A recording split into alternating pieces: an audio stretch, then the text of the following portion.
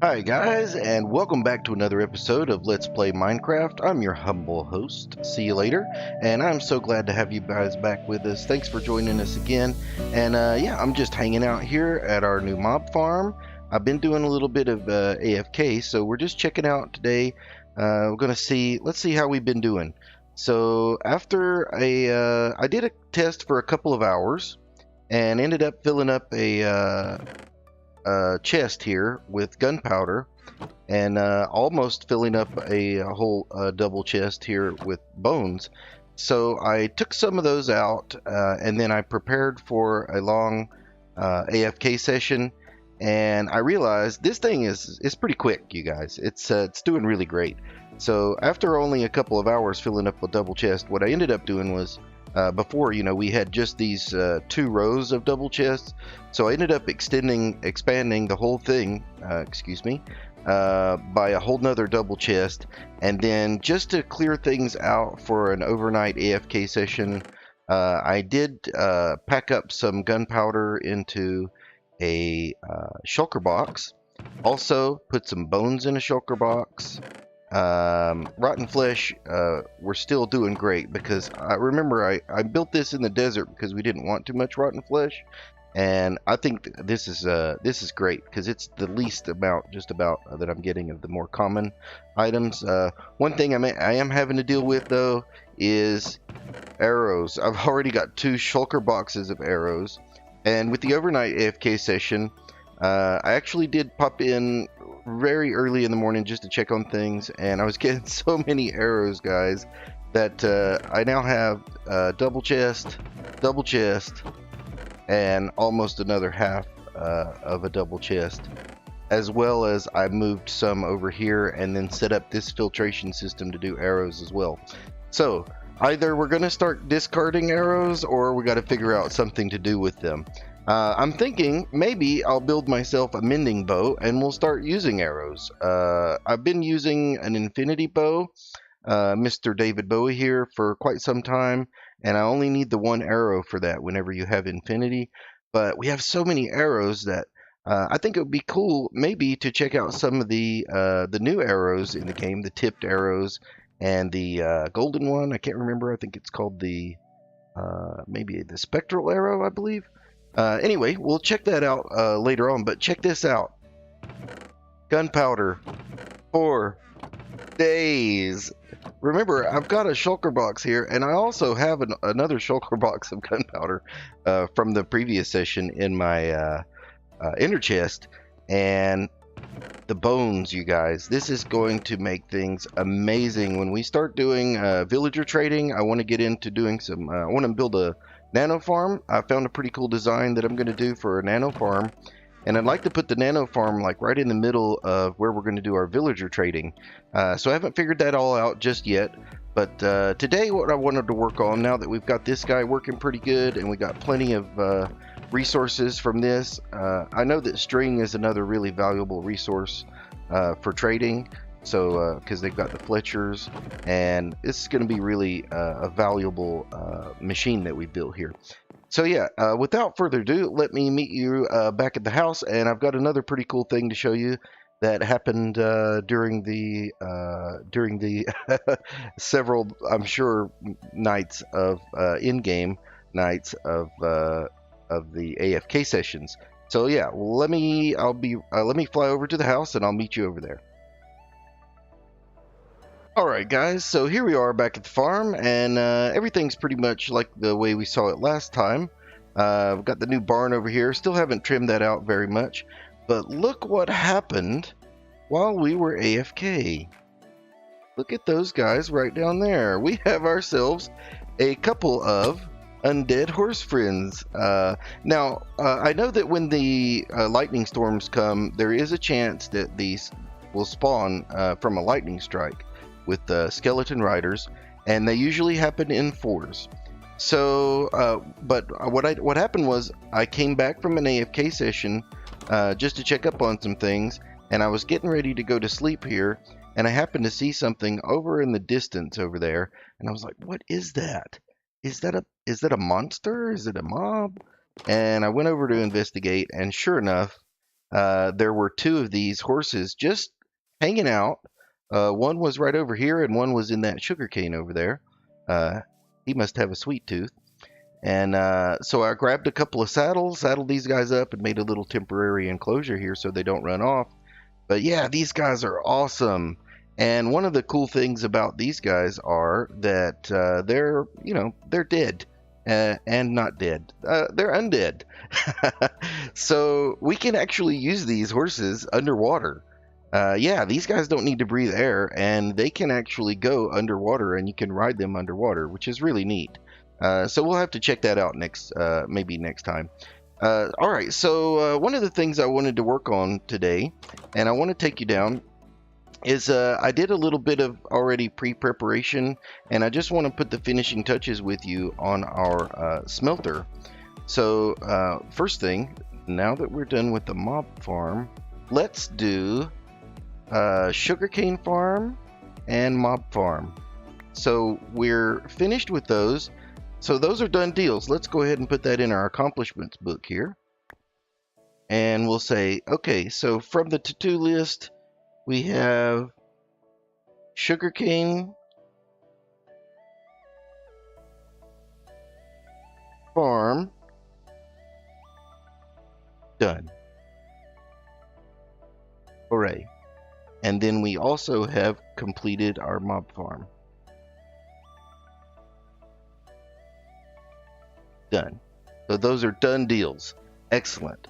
Now that we've got the accomplishments in our accomplishments book, let me just flip that around. Now we have to figure out what we're going to do next. So, we don't have to do that right now, but I'll go ahead and put some blank signs up here just to remind us that we need to come up with our next few things that we're going to work on. But in the meantime, I was looking around here, and definitely the auto smelter is something that I really want to work on, wanted to work on right away. So I've already done some preparation for that. And then after that, probably in the next episode, I want to start talking about this iron farm. And that's going to be basically 2-in-1, because we need to get our villager breeder set up so that we can work on the iron farm. But that's coming up. So for the auto smelter, I'm going to head down to the mine, and I'll show you what I have been doing down there. All right, so here we are in the mine down at Y level. I think we're at 10 here, 10 and a half. I was mining at level 11, I believe, or level 12. But for this room with the half slabs, I ended up at a level of a 10 and a half. So I think this is the 11 block here. But as you can see behind me, I have a row of furnaces set up. There are 8 on this side and 8 on this side. And on top of the furnaces, we have hoppers. And then also, you can't see it right now, but behind the furnaces, there are hoppers as well. If you can see, there are 2 rows of powered rails going across each of the hoppers, both on top and behind. So let me give you a little tour on how this works. So the idea is basically we want to have a minecart that rides along this top of this powered rail up here, and as it does, these hoppers are going to be pulling items out. Now, as long as you use powered rails across each one and give them enough time for any corners or anything like that, they should distribute the items pretty evenly. So the items will get dropped in one at a time, basically, into each one of these furnaces. Now, I've already fueled these guys up and primed them to get them ready to go. And I did a little bit of some testing as well, just to make sure things were working out properly. And then what we're going to do is we're going to have a hopper minecart that rides underneath on these rails, and it's going to ride back and forth and collect the items. Now, furnaces in 1.13 are pretty cool, because if I smelt a bunch of items through here with the collection mode engaged, the furnace will collect and keep any XP. Now, I can't get any XP out of this right now, but to get the XP out of it, as long as I'm not collecting, if I smelt just one item and pull it out, I will receive all of the XP over time that this furnace had been storing, since it had been automatically collected underneath by the hopper minecart. So that is the system, and this is expandable. It's what you would call modular, I suppose. Each one of these modules consists of a furnace, 2 hoppers, and 2 powered rails. So you can really make this as big as you'd like. I settled on 16 just because of where we are right now with our iron situation. Because as you can tell, all of these hoppers cost a lot of iron. And all of that iron, that represents hours and hours of branch mining and caving and collecting. Speaking of, I think there's a way, if we go to statistics, we can actually see how much mining that we've been doing. So times mined, if we sort by that, we can see I have mined up to this point in the game where we are so far, 33,343 stone. And not cobblestone, that's regular stone, because I started using a silk touch pick with mending right away. And then as far as the stone, also we have crafted the stone, and we have used the stone 6,000 times, and we've picked up 29,188. Now I don't know how exactly you could have mined this number and only picked up this number, so yeah, I'm not really sure how that works. We have mined 8,000 coal ore, 6,400 netherrack, 3,900 sand, dirt 3,400, orange terracotta 2,061, and then iron.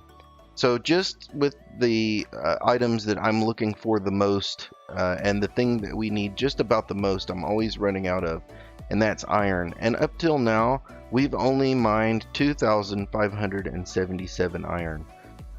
Of that, it says here I picked up less than what I mined again. I'm really not sure, or excuse me, I've picked up more than I've mined. Not sure exactly what that means either, how that works.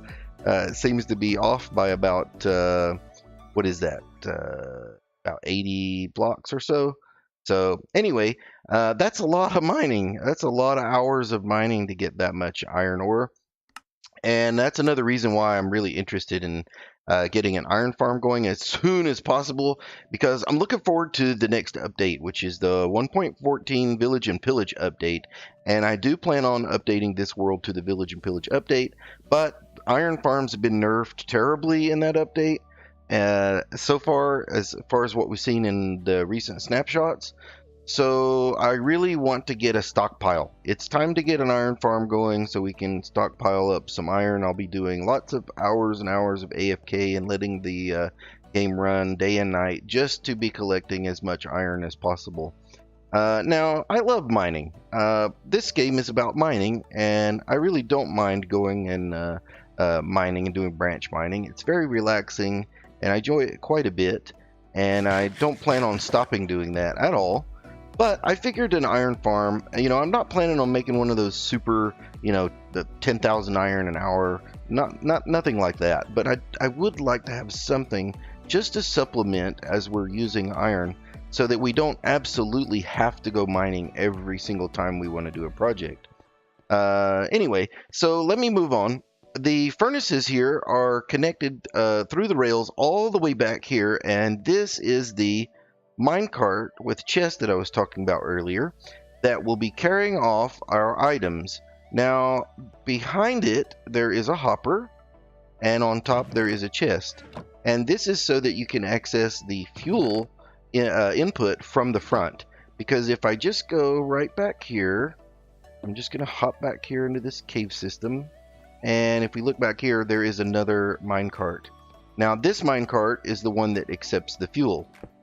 So what we do is we're going to input the items into the tops of the furnaces. So this line will be this cart here, and then that hopper drops into the minecart behind this block, and it rides on that other rail that's right back there for the fuel input. Now, if you do this linearly, if you do it all in a straight line, then the timing will be perfect between the two carts.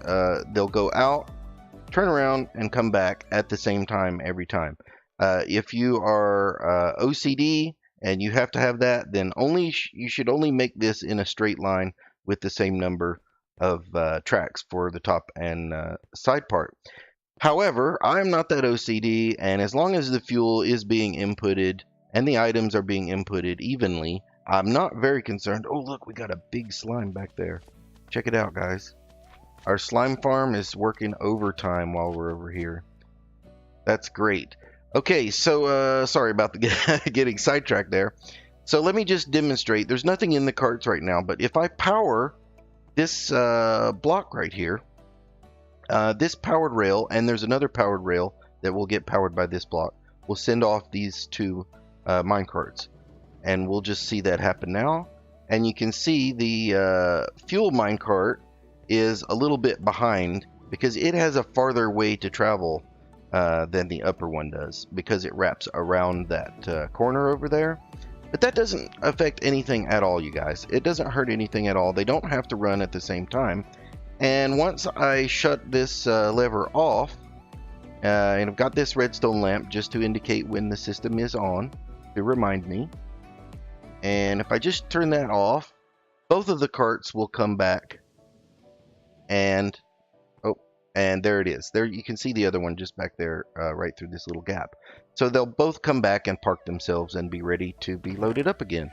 So you just access this minecart directly, put in all your items that you want to smelt, and then put the fuel in here. And since I've primed the system, we don't need to put more fuel in right now. But yeah, we can just put as little or as many items in here as we want. And then the collection system will collect them all up, and it rides up this rail here and will stop on this hopper right here to unload its cargo.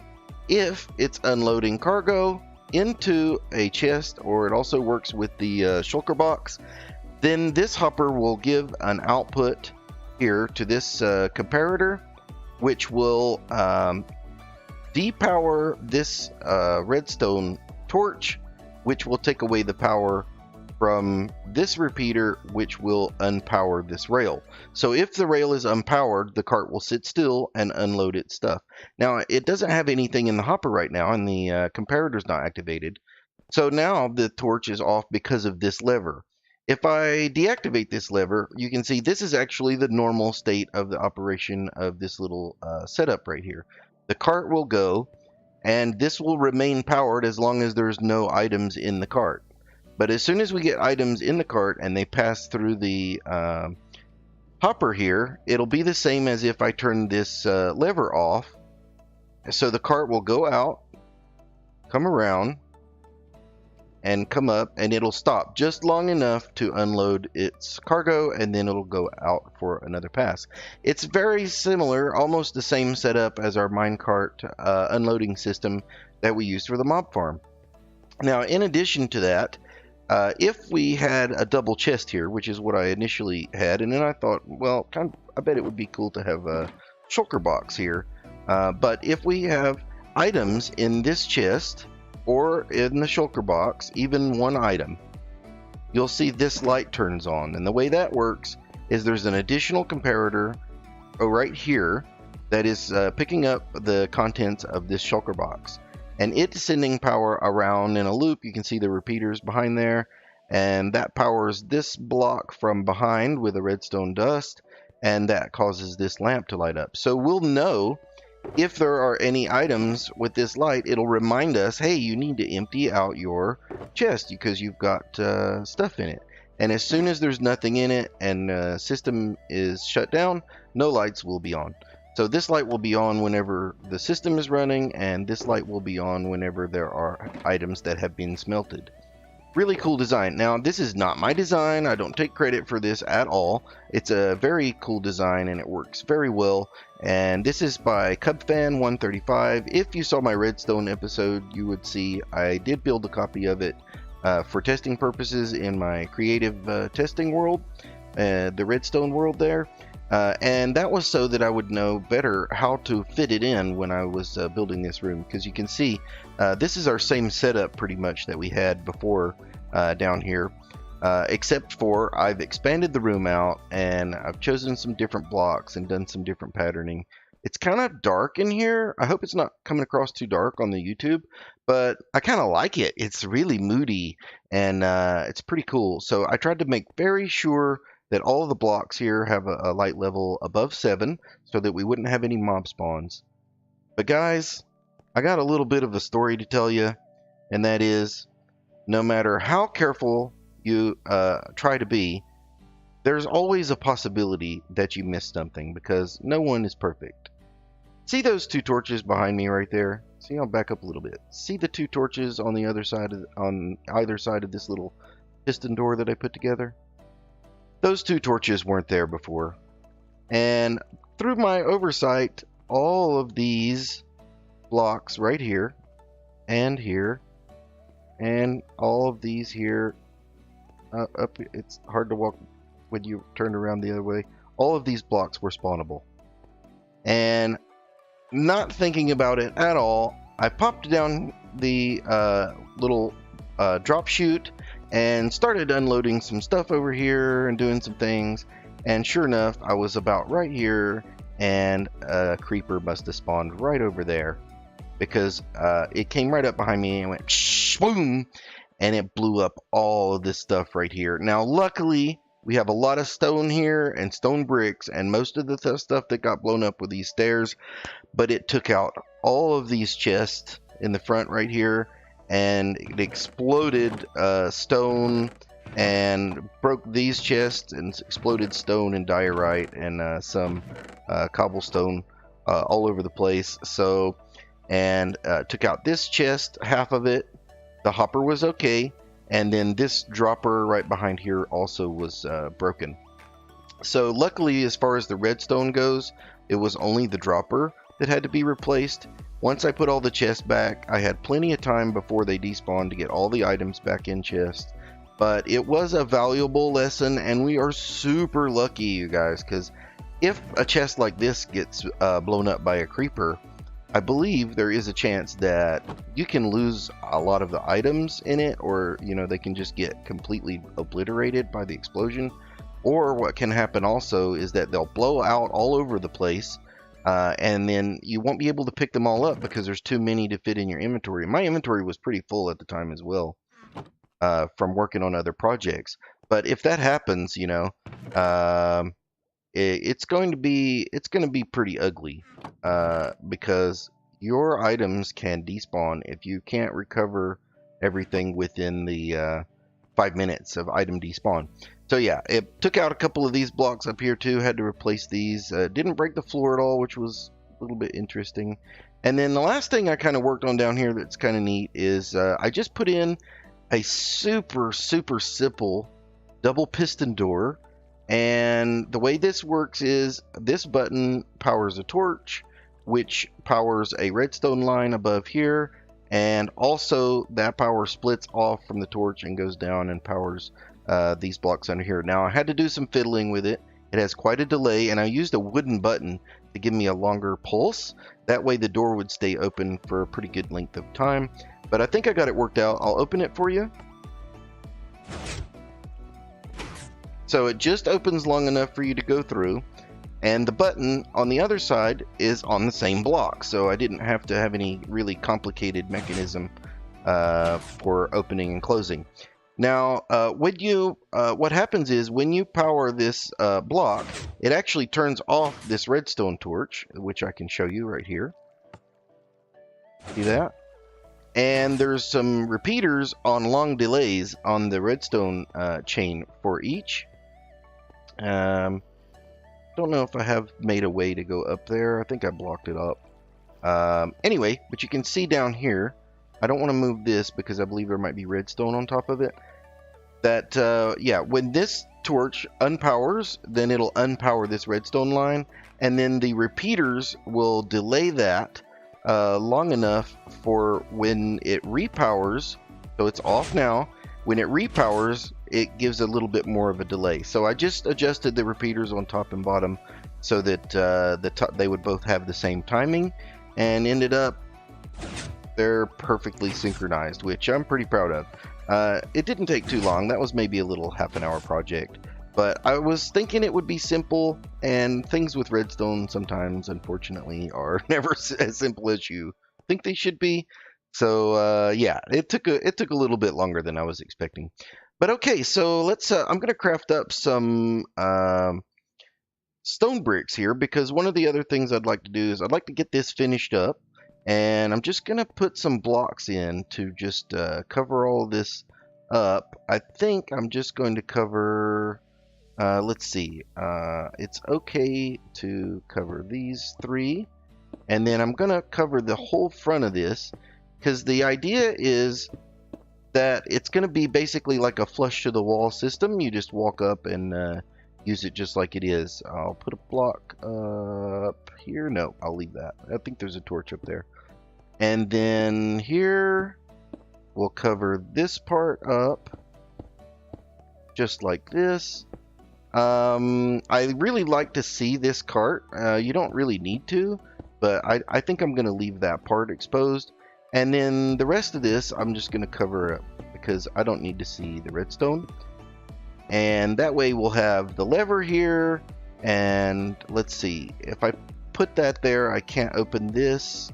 And there was a double chest here, which meant you could put a block here. But that looks kind of neat anyway, and I was just going to use this for storage. So what we can also do is get a upside down stair on top of that chest. Don't need too many.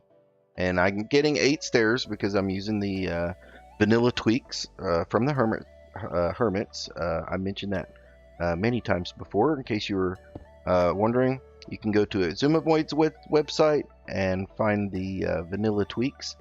Let's see, maybe if I get in here, can I turn just enough to place this the way I want? There it goes, just perfectly. Excellent. Now I'm going to go ahead and put another one like that. You know what?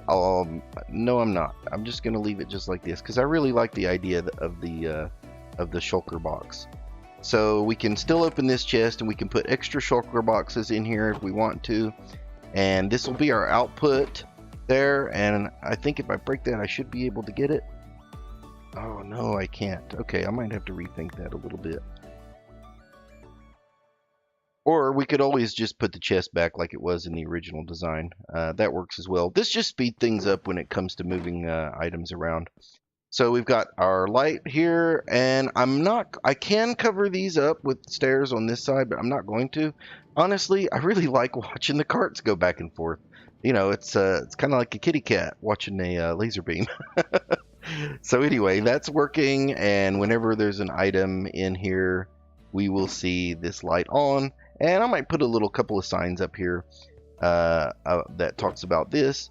And also, right now we are in XP mode because the collection system is not activated. So I might put another sign here that says down for XP, up for collection. So as it's auto collecting, you won't be able to collect XP from it.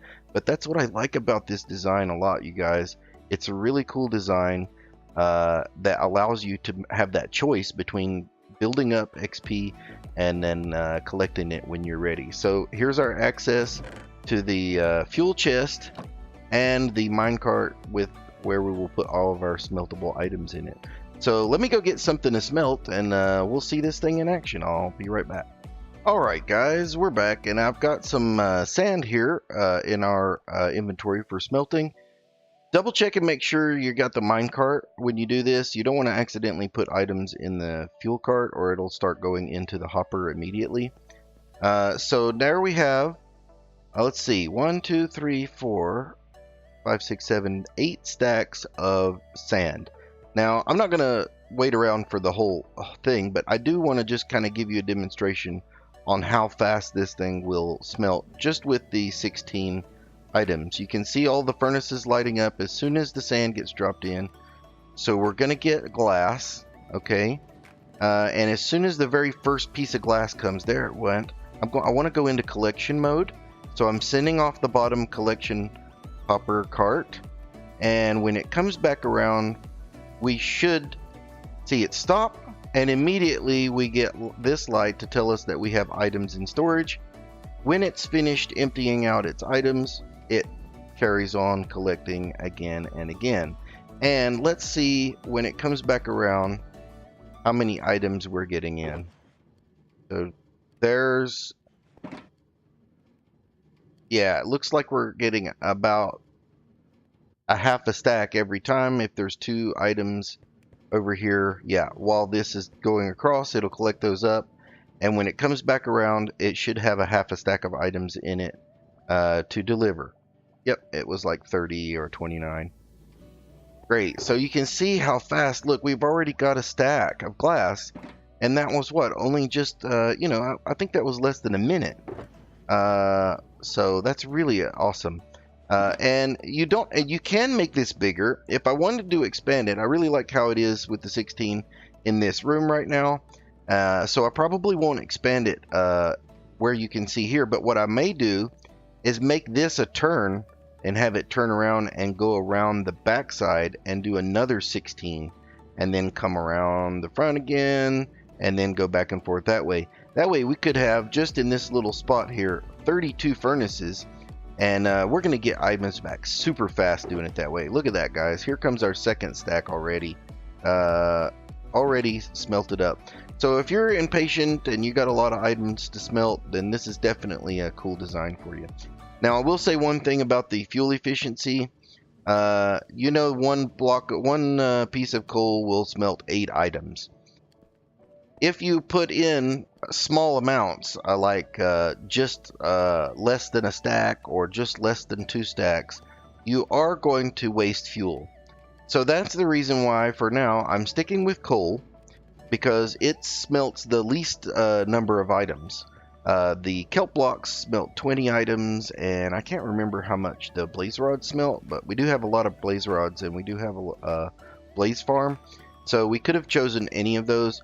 I chose the coal because as long as you keep large numbers of items in, so that you have a chance to use all of the energy from each piece of coal as much as possible, then the smaller amount means that once it's done, if it's still burning fuel at the end, it'll be a lot less energy lost than it would be like if you had a kelp block that needed to come in just to smelt the one additional item that was left in here. Then that means 19 items worth of energy would be lost by that kelp block continuing to burn. So yeah, to keep the fuel efficiency high on this setup, basically wait to smelt everything until after you have a large number of items. And it is pretty safe to leave this guy running if you're going to be in the local area here and not moving too far away. I don't know how this system will react to chunk unloading and loading, but I don't plan on leaving it running with the minecarts on the tracks if I'm going to unload the chunks. So yeah, so that's pretty much it. A couple of more tweaks I might do. I might change this back to the double chest so that we can cover this up. That way it looks really nice. Put some signs up, maybe some item frames with some named items in, and I'll show those to you next time. But this has been another really cool time hanging out with you guys. I hope that you like what I've done with the mine down here and the little piston door that we set up. I like the look of it. I think it's neat looking. I like mechanical things, and I like looking at the workings of things. You know, I don't necessarily like to always cover up all of the springs and gears on everything, you know what I mean? So it's been a good time. I've had fun. I hope you had fun. I hope you liked the smelter setup. And next time when we come back, we'll be working on doing something a little bit different. I believe next time we're going to take a look at an ocean monument. So I'm looking forward to that. I'm thinking about taking on an ocean monument for the first time ever, you guys. I've never done it before, so I'm a little bit nervous. But we have water breathing potions, and we have potions of night vision and things like that. And I know where there is an ocean monument, so I'm looking forward to seeing you guys next time. I'm going to set up another portal on an island near to there. That way we can have a little staging area, and then together we will go in and we will take on Elder Guardians and an ocean monument. Alright guys, it's been fun, and come back and see me again, okay? If you like what you see here, or if you don't, leave a like or a dislike, okay? I wasn't necessarily thinking I'm gonna ask for likes and subscriptions, but I really do love it. The feedback, you guys. I love seeing if you guys are watching the videos, if you're enjoying what's going on, and it's really encouraging for me to want to make more episodes and keep going with this. I'm not a professional Minecrafter. I don't make any money from what I'm doing here. I have a day job, but I love Minecraft, and I love you guys, and I want to see you again soon. So I'm gonna see you later, and I'll see you later. See you later.